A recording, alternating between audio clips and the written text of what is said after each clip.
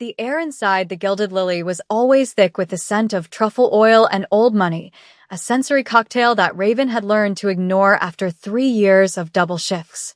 At 23, wearing the standard issue white shirt, black dress, and the stiff red apron that marked her as part of the scenery, she moved through the dining room with the practiced invisibility of a ghost. To the clientele, she was nothing more than a pair of hands delivering vintage Cabernet and clearing away half-eaten plates of sea bass, but behind her calm, dark eyes lay a mind that was constantly dissecting, analyzing, and cataloging the world around her. It is a peculiar tragedy of modern society that we often mistake a uniform for a lack of capacity, assuming that the person refilling the water glass possesses a mind as empty as the vessel. Yet Raven was the sharpest blade in a drawer full of dull, silver spoons. She was 6 months away from her master's degree in international relations and linguistics, a fact she kept hidden beneath a polite smile and a yes, sir demeanor, driven by the crushing weight of her father's medical bills and the relentless tuition of a prestigious university that barely tolerated students from her zip code. The evening shift had been dragging in a rhythmic monotony until the heavy oak doors swung open, changing the atmospheric pressure of the room instantly. The manager, a nervous man named Mr. Henderson who sweated through his suits within an hour of opening, practically sprinted to the entrance. Walking in was Junho, a man whose reputation arrived 10 minutes before he did. At 31, the Korean business magnate, rumored to be the head of a syndicate that controlled shipping lanes from Busan to the port of Los Angeles, looked less like a criminal and more like a runway model carved out of granite. He wore a bespoke charcoal suit that cost more than Raven's entire education, and his eyes swept the room with a bored, predatory indifference. He was flanked by 3 men who looked like they chewed gravel for breakfast, but it was Junho who commanded the silence that rippled through the restaurant. He didn't ask for a table. He simply walked toward the best one in the corner, assuming the world would rearrange itself for him. It did. Raven watched from the service station, her grip tightening on a pitcher of ice water. She recognized the look on his face. It was the look of a man who had never been told no, and certainly never expected to be understood by the help. As she approached the table to pour water, she noticed the tension in his jaw and the way his fingers drummed a chaotic rhythm on the white tablecloth, a sign of impatience that most would miss. But to someone who studied human behavior as a survival mechanism, it screamed that tonight was not the night to make a mistake. The tension at table 4 was palpable, a vibrating wire that threatened to snap at the slightest provocation. Raven moved with fluid precision, placing the crystal glasses down without a sound, making herself as unobtrusive as the floral wallpaper. Junho was deep in conversation with a man to his right, a nervous associate with slicked-back hair who was sweating almost as much as Mr. Henderson.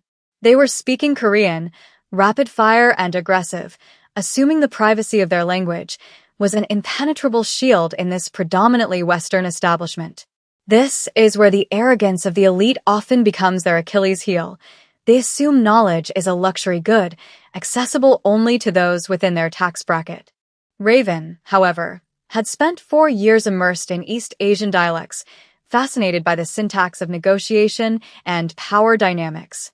As she topped off Junho's sparkling water, her ear caught a specific phrase the associate used, a subtle linguistic sleight of hand regarding a termination clause in a shipping contract they were discussing. The associate was lying to Junho, assuring him the terms were standard when, in fact, the phrasing he used implied a total forfeiture of assets in the event of a delay. It was a betrayal happening in plain sight, masked by complex legal terminology. Raven paused, her hand hovering just a fraction of a second too long near the glass. It was a microscopic hesitation, but Junho, whose survival depended on noticing the microscopic, snapped his head up. His eyes, dark and piercing, locked onto hers. He didn't see a student or a linguist. He saw a waitress who was lingering. "Is there a problem?" he asked in English, his voice smooth but laced with a dangerous edge. The table went silent. The associate looked relieved for the distraction. Raven lowered the pitcher, clutching it to her chest like a shield. "No, sir," she said softly, her voice steady despite the adrenaline flooding her system. I noticed your glass was low." Junho narrowed his eyes, sensing something beneath the surface of her deference. He hated being observed. He hated the feeling that this girl in the cheap red apron was analyzing him. He leaned back, crossing his arms, deciding to make an example of her to vent his frustration with the negotiations. "You are listening," he accused, switching back to English to humiliate her before the room. Hovering like a fly, he gestured dismissively at her, a motion that reduced her to a nuisance. "Do you enjoy eavesdropping on conversations you cannot possibly comprehend?" The associate snickered, emboldened by his boss's cruelty. Raven stood her ground, her chin lifting slightly, a spark of defiance igniting in her eyes that caught Junho off guard. He saw the intelligence there, and it irritated him. He wanted to crush it. He slammed his hand on the table, making the silverware jump. "Tell me," he sneered, leaning in, his voice dropping to a mocking whisper that carried across the silent dining room. "What could a waitress possibly find interesting in corporate litigation? If you're so smart, then translate it." The challenge hung in the air, a gauntlet thrown down with the absolute certainty that it would not be picked up. The restaurant had gone deathly quiet. Diners froze with forks halfway to their mouths, and Mr. Henderson looked as if he were about to have a coronary event by the kitchen doors. For a second, the only sound was the hum of the HVAC system and the thudding of Raven's own heart. But in that silence, something shifted. The fear that usually governed her interactions with men like Junho evaporated, replaced by a cold, crystalline clarity. It was the clarity of someone who realizes that their armor of invisibility has been shattered, so they might as well pick up a sword. Raven set the water pitcher down on the service tray with a deliberate, heavy thud. She straightened her posture, smoothing the front of her red apron, and looked Junho directly in the eyes. When she opened her mouth, the English disappeared. "The gentleman to your right is not discussing standard litigation," she said in flawless, formal Korean, her pronunciation crisp, carrying the refined accent of a Seoul news anchor rather than a foreigner. The shock on the associate's face was immediate and total. His jaw went slack, and the color drained from his skin. Junho didn't move, but his eyes widened, the pupils dilating as he processed the impossible sound coming from the waitress. Raven didn't stop there. She continued, still in Korean, gesturing slightly to the documents spread on the table. He used the term asset forfeiture under the guise of a compliance hold. If you sign that addendum in its current state, you aren't just agreeing to a delay. You are legally agreeing to surrender the cargo to the holding company if the timeline shifts by even 6 hours. He is selling you out to the Port Authority's private contractors. She finished the sentence and switched back to English, her voice dropping to a professional, almost bored tone. "Sir," the silence that followed was heavier than the one before. It wasn't the silence of awkwardness.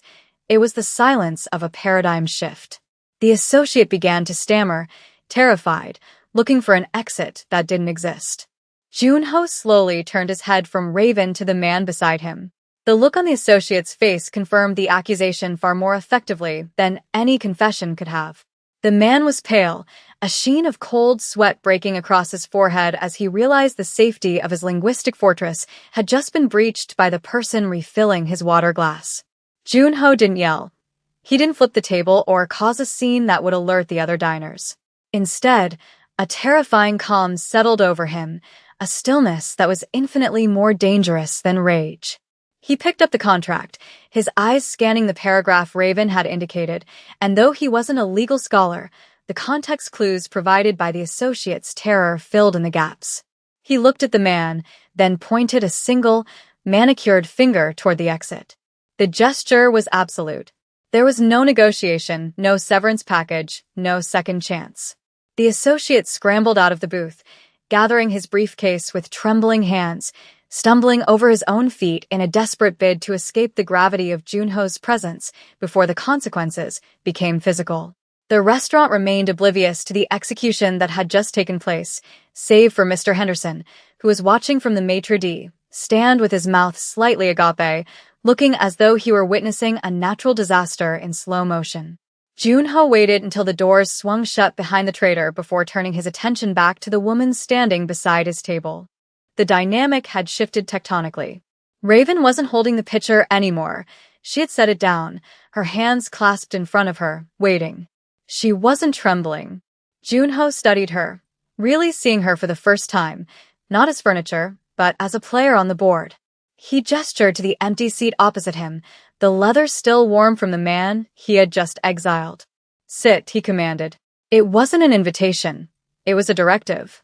Mr. Henderson started to rush forward, his hands waving in a panic to enforce the strict hierarchy of service staff, but Junho didn't even look at him. He simply held up a hand, palm out, freezing the manager in his tracks. Raven hesitated for a fraction of a second, the training of 3 years warring with the opportunity of a lifetime, before she untied her apron, folded it neatly over the back of the chair, and sat down. The silence between them was heavy, filled with the unspoken weight of class barriers being dismantled in real time. Junho poured sparkling water into the glass that had belonged to his associate and slid it across the white tablecloth toward her. It was a symbolic gesture, an equalization of status that felt louder than a shout. "You speak the Gyeongsang dialect," Junho observed, his voice low, stripping away the arrogance to reveal a sharp, analytical curiosity. "That is not something one learns in a university classroom. That is the accent of the shipyards, of the old neighborhoods in Busan." "How?"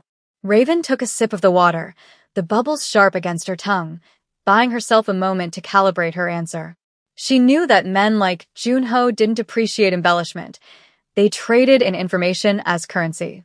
"My father was a foreman on the docks in Oakland," she replied, her voice steady, locking eyes with him. "He worked with the import crews for 20 years before his back gave out. The crews were mostly Korean. I grew up listening to them argue, bargain, and tell stories during lunch breaks. I learned the language before I learned the grammar." She paused, letting the reality of her background sink in, the blue-collar roots that mirrored his own likely rise to power. "I polished it with a degree, but the ear." The ear came from the docks. Junho leaned back, a flicker of genuine respect crossing his stoic features. He appreciated the grit of it. It made sense why she understood the aggressive nuance of the contract. She hadn't learned Korean to read poetry. She had learned it to survive in a world of hard labor and hard negotiations. "And yet," Junho said, gesturing to the busy restaurant floor, to the life of servitude she had just stepped out of, "you are here, carrying plates for people who tip you in loose change. Why?" It was the question that haunted Raven every night, the gap between her potential and her reality. "Because intellect doesn't pay for chemotherapy," she said bluntly, the raw honesty of it cutting through the sophisticated atmosphere. "My father's insurance capped out 6 months ago. The tuition for my master's program drained the savings. I work double shifts here because it's the only place that offers cash tips immediately, and right now, cash is the only thing keeping the lights on." Junho absorbed this information, his fingers steepled under his chin. He was a man who understood leverage, and he saw a tremendous amount of it sitting across from him. He saw a weapon that had been left to rust in a scabbard of poverty. He reached into his inner suit jacket pocket and pulled out a slim, black tablet, unlocking it with a thumbprint before sliding it across the table to her. The screen displayed a complex logistics grid, a digital map of shipping routes, tariffs, and legal hold notices. It was a mess of red flags and warning icons. "I have a conference call in 15 minutes with a supplier in Incheon who believes he has me in a corner," Junho said, his tone shifting from inquisitive to professional. "He is using a dialect even more obscure than your associates, and he is hiding behind bureaucratic delays to drive up the price of raw materials by 40%. My previous translator was too polite to call him a liar. My associate," he glanced at the empty door, was apparently helping him. He looked at Raven, his eyes hard and challenging. "I don't need a translator, Raven. I have apps for that. I need a shark. I need someone who understands that a contract is just a declaration of war by other means." He tapped the table next to the tablet. "Read the correspondence. Tell me where he is weak. If you can find the leverage I need to crush this price hike, I will pay off your father's medical debt tonight. If you fail, you go back to the kitchen, and I forget you exist." The stakes were absurdly high, a life-changing gamble thrown onto a dinner table, but Raven didn't blink. She pulled the tablet closer, her eyes scanning the data streams, the emails, the aggressive posturing of the supplier. The world around her, the clinking silverware, the murmur of conversation, the nervous hovering of Mr. Henderson, faded into a dull background hum. Her mind sharpened, shifting into the high-gear analytical mode that she usually had to suppress. She wasn't reading words. She was reading intent. She scrolled through weeks of communication, spotting patterns, delays that didn't match weather reports, and excuses that contradicted Port Authority logs she remembered reading for a grad school case study. 5 minutes passed in silence. Jun-ho watched her, sipping his wine, noting the way her eyes darted across the screen, the way her brow furrowed not in confusion, but in calculation. Finally, she stopped scrolling. She looked up, and for the first time, there was a small, dangerous smile on her face, a mirror of the expression Jun-ho often wore when he knew he had won. "He's bluffing," Raven said, her voice dropping to a conspiratorial whisper. She turned the tablet around, pointing to a series of timestamps.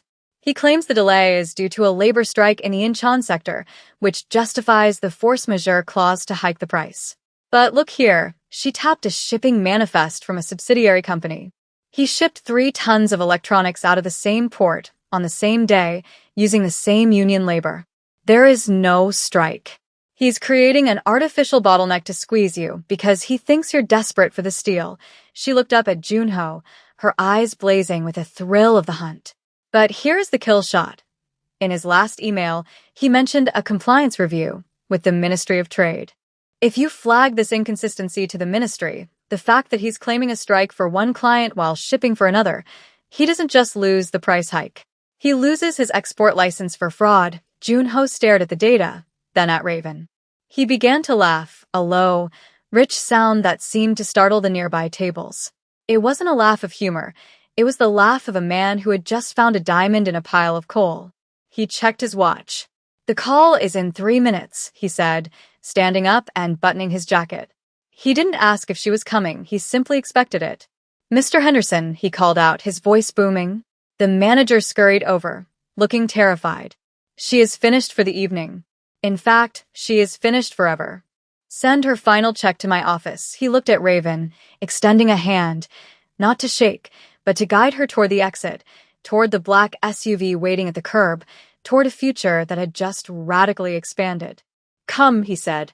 "We have a supplier to bankrupt." The drive to Jun-ho's private offices was a blur of city lights and adrenaline, but Raven felt a strange sense of calm. For years, she had felt like a racehorse forced to pull a plow, her capacity for speed and strategy wasted on the repetitive drudgery of survival. Now, sitting in the leather interior of the SUV, reviewing the strategy for the call, she felt the exhilarating snap of potential locking into place. The call itself was brutal and short. With Raven on the speakerphone, guiding Jun-ho's rebuttals, dissecting the supplier's lies with surgical precision in his own dialect, the opposition crumbled. The supplier stuttered, backtracked, and finally capitulated, agreeing to the original price with a discount for the misunderstanding. When the line went dead, the silence in the office was different than it had been in the restaurant. It was the silence of partnership. Jun-ho opened a drawer in his mahogany desk and pulled out a checkbook. He wrote a figure that made Raven's breath hitch. It was enough to cover the hospital bills, the student loans, and leave a cushion she hadn't dared to dream of. He slid it across the desk. "This is for tonight," he said. "The contract for your employment as my chief strategy officer will be on your desk tomorrow morning. The salary will be commensurate with your value, which, as we have established, is significant." Raven picked up the check, her fingers brushing the paper that represented her father's life and her own freedom. She looked at Jun-ho, the man who had walked in as a villain and was now, in a twisted, pragmatic way, the catalyst for her liberation. "You didn't hire me because I'm smart," she said, a realization dawning on her. "You hired me because I was hungry." Jun-ho stood up, walking to the window to look out at the city skyline, a kingdom that they would now navigate together. "Smart people are everywhere, Raven," he said, his reflection catching hers in the glass. "Universities churn them out by the thousands. But people who can translate desperation into power? Those are rare. You didn't just translate a language tonight. You translated your worth into a currency I understand." He turned back to her, a challenge still lingering in his eyes. "Now go home. Sleep. Tomorrow, we have a lot of work to do." Raven walked out of the building, the cool night air hitting her face. No longer a waitress, no longer invisible, stepping into a world she had finally forced to understand her.